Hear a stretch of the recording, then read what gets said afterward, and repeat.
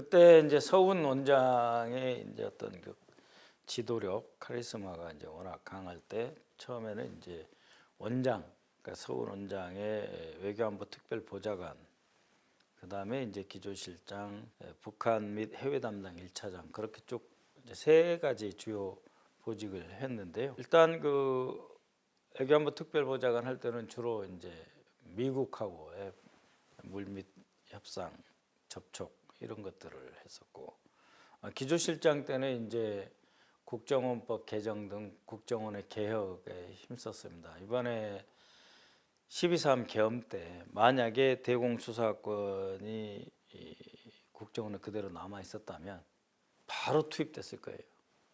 그리고 국정원이 앞장서서 감춰왔듯이 정치인들 막 잡아내라고 했으면 다 이렇게 체포를 했을 거예요.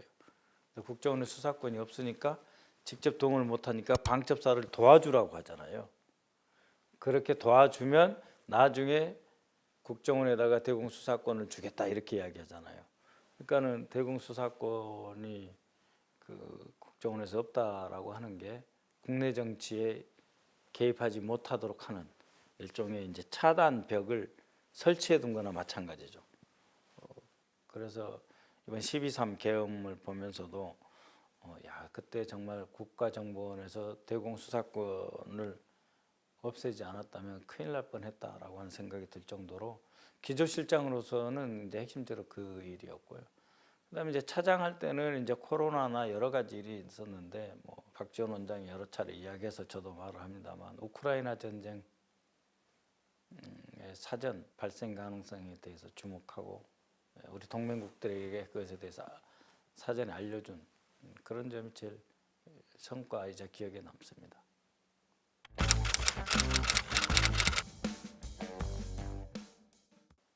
처음부터 저는 이 정권이 계엄할 거라고 생각했어요. 장기 집권을 획책하면서 계엄할 거다. 왜냐하면 문민정부가 그 국방부 시설에 자신의 그 집무실을 두지 않아요. 어느 정권도. 군사 쿠데타로 대통령 된 사람만 대통령 거소나 집무실을 이제 국방부에 두는 경우가 있는데 그것도 아주 일시적으로. 쿠데타 성공하면 또 그들도 대통령궁이나 이런 데로 옮겨요. 근데 오히려 이거는 문민 대통령인데 국방부로 들어간다라고 하는 거는 검찰은 손에 다 쥐었다. 군대만 자기 배후로 지지 세력으로 당겨 놓으면 못할 게 없다. 그러니까 이제 박정희는 군을 기본으로 하되 중앙정보부를 가지고 정권을 유지해 왔어요. 전두환은 군을 기반으로 하면서 검찰을 중앙정보부에 버금가는 도구로 썼죠. 그러니까는 이 전두환은 군을 기본으로 해가지고 안기부하고 검찰 두 개를 이용을 했어요. 박근혜는 둘 다 없었다고 봐야 돼요. 군도 없었고 검찰도 없었고. 그래서 탄핵됐을 거라고 이자들은 생각을 할 거다. 그래서 탄핵을 막기 위해서 정치를 잘할 생각은 안 하고 탄핵을 막기 위해서는 검찰이 있다. 탄핵을 이제 할 수 있는 정치인들을 다 제거하거나 이재명을 법에 올가미로 씌운다. 근데 그때 결정적으로 군사력이 필요하다. 그래가지고 처음에는 방어적 개념으로 거처는 한남동, 그다음에 집무공간은 국방부로 옮긴 건데 조금 지나다 보니까 이제 자신이 왔다 갔다 하니까 군인들이 자기 말 잘 듣는 것처럼 보이잖아요. 검찰도 지 맘대로 하는 것 같고. 근데 명태균 사건으로 검찰은 좀 뚫리는 것 같고 그래서 야 검찰을 방패로 삼고 군을 창이나 칼로 휘두르면은 내가 다 해먹을 수 있겠네 이런 생각. 그러니까 처음에 들어갔을 때는 박근혜 꼴 나지 않겠다고 하는 방어적인 생각으로 계엄을 구상을 했는데 조금 지나다 보니까 뭐 명태균이고 뭐 골치 아프고 그러잖아요. 그러니까 아이고 뭐 그럴 필요 뭐 있어 내가 다 갖고 있는데. 그래서 공격적인 그 계엄령을 생각을 했고 그것을 실행을 할 것이다. 근데 언제 할 거냐 했을 때 저는 김용현이 장관으로 오거나 김태호가 뭐 국정원장이나 안보실장이 되면 그거는 신호다 라고 생각했는데 김용현이가 들어온 거죠. 국방장관으로. 그때부터 이거는 이제는 실행에 들어간다. 그 전에는 계획 단계다 생각하고 경고만 했었었죠. 제가 7월 27일 필리버스터 할 때도 경고만 했는데 김영현이 장관으로 오는 거 보면서 경고를 했는데 오히려 장관을 시키는 거 보면서 이제 대놓고 하겠다는 뜻이다. 그래서 이제 정보를 더욱 적극적으로 취합을 했었죠.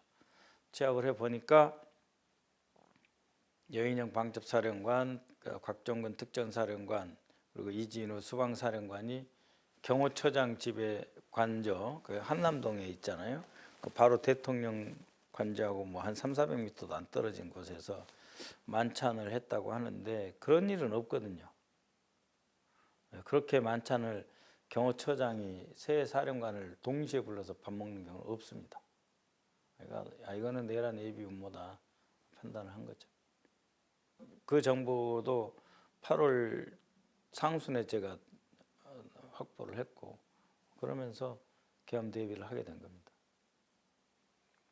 그거를 몰랐어요. 제가 그 전에는 한 3~4일 전에 알 수 있을 것이다. 그러니까 3~4일 전에 어떤 그 이상 동향이 보이면은 의원들을 다 의원회관에서 이제 다 숙직을 하면서 만약에 계엄령이 떨어지면 바로 거기서 그냥 의원식 의장 모셔다가 그 대의실에서 해도 돼요. 본회의장에서만 해야 되는 법은 없어요. 그래서 국회에 그 의원회관에서 다 숙식을 하고 계엄 딱 떨어지자마자 뭐 새벽 1시가 됐든 몇 시가 됐든 방망이 두드려서 해제시키자. 미리 대기하지 않고는 어려울 거다 이렇게 생각을 했는데 12월 3일 날 저는 한 10시 다 돼서야 알은 거예요. 그래서 사실 깜짝 놀랐죠. 바로 언제 몇 월 며칠 몇 시에 할 거냐를 알았어야 되는데 그거는 제가 몰랐다는 이야기죠.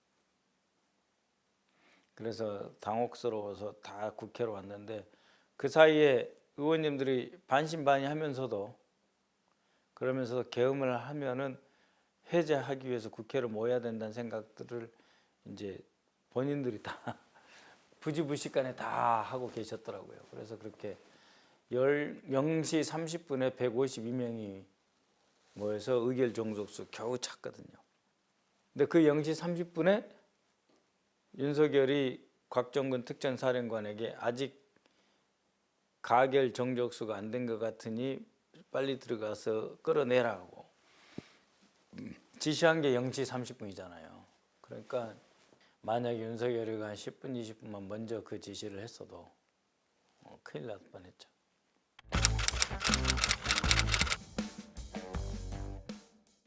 저희 민주당에서 지금 내세우고 있는 거는 회복과 성장. 그러니까는 윤석열의 그 내란으로 인해서 전 국민, 전 사회가 지금 상처를 받고 고통스럽지 않습니까? 혼란스러운데 여기에서 서로 치유하고 회복하자 하는 거하고 눈 떠보니 후진국이다 할 정도로 지금 대한민국이 망가져 있지 않습니까? 그런데 무엇보다도 경제, 민생이 제일 중요하죠. 정말 다 힘듭니다. 수입하는 사람대로 수출하는 사람들 다 어렵거든요. 그렇기 때문에 경제가 다시 성장할 수 있도록 다 힘을 모으자. 경제가 성장을 해야 분배도 한다. 분배를 안 하자는 게 아니라 분배를 하기 위해서는 어떤 그 재원이 있어야 되지 않습니까? 이 재원을 확보하기 위해서는 경제가 성장돼야 된다. 그래서 회복과 성장 이게 제일 큰 가치에 둡니다. 민주주의가 더욱더 강해지는 것 여기는 회복에 해당이 되겠죠.